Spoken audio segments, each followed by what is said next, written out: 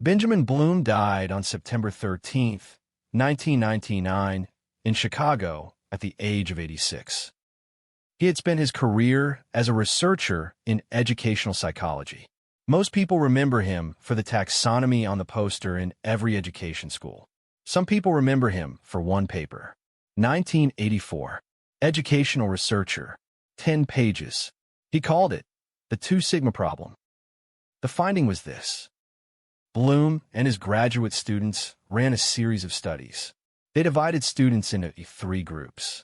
A conventional classroom, a mastery learning classroom, where students had to demonstrate competence before moving on, and one-on-one tutoring with mastery learning.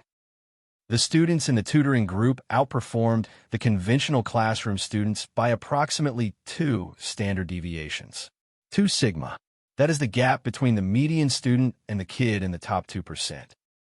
Read that twice. The median kid, given a tutor, performed like a kid who would otherwise have been the top 2% of the class. The effect was replicated. The effect held across age groups. The implication was uncomfortable. The implication was that conventional classroom instruction, the foundation of every educational system in the developed world, was leaving most of human cognitive potential on the table. If we could give every student a tutor, the average human's measured intellectual achievement would jump by 2 sigma. The species would, in a single generation, become measurably smarter. Bloom called it the 2 sigma problem because the problem was figuring out how to deliver tutoring at scale. Tutoring was expensive. Tutoring required a tutor for every student. The economics did not work. For 40 years, the problem sat there. In November of 2022, OpenAI released ChatGPT. By 2023, Khan Academy released Khanmigo, a GPT-4 powered tutor. By 2024, the Salcon books and the Walton Family Foundation papers were already running the case studies. By 2026, multiple longitudinal studies on AI-tutored students were published in peer-reviewed journals. The early findings were modest. The early findings were promising. The early findings were nothing like 2 sigma. Why? Because the modal AI tutor in 2025 and 2026 was, on average, not actually a good tutor. It was a pretty good explainer. There's a difference. Tutoring requires diagnosis, figuring out what the kid does not understand and why.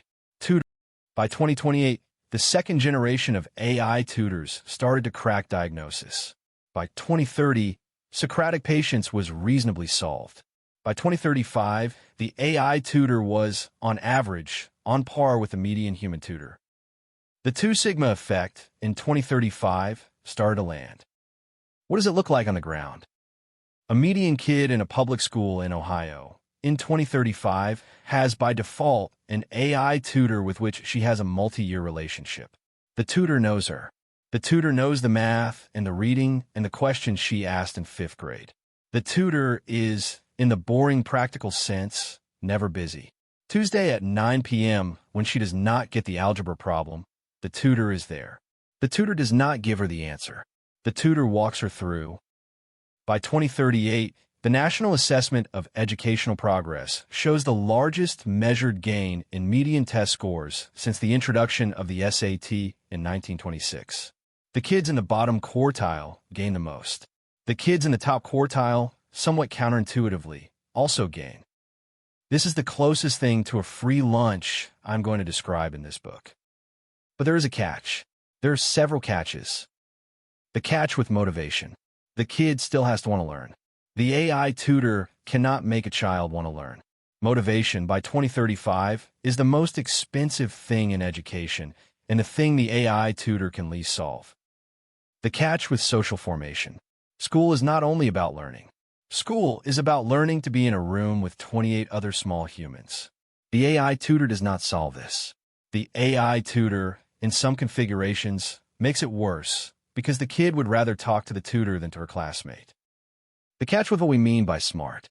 2 sigma gains in measurable academic achievement do not necessarily translate to 2 sigma gains in life outcomes. We do not yet know what a society of measurably smarter humans does, in the long run, with that intelligence. What I want you to take from this chapter is the straightforward thing. For the first time since Bloom wrote his paper in 1984, we have a path to delivering tutoring at scale. The path is not perfect. The path took longer than the early hype suggested. The path is not, by itself, the same as a better educational system. But it is, in 2035, real. 2 Sigma. The kids in the bottom of the class will, on average, be doing the work of the kids in the top of the class. That is not a small thing. That is possibly the largest single positive consequence of the entire AI transition. Sit with that. Better than we are doing. Here is the rest of what I have to say about it.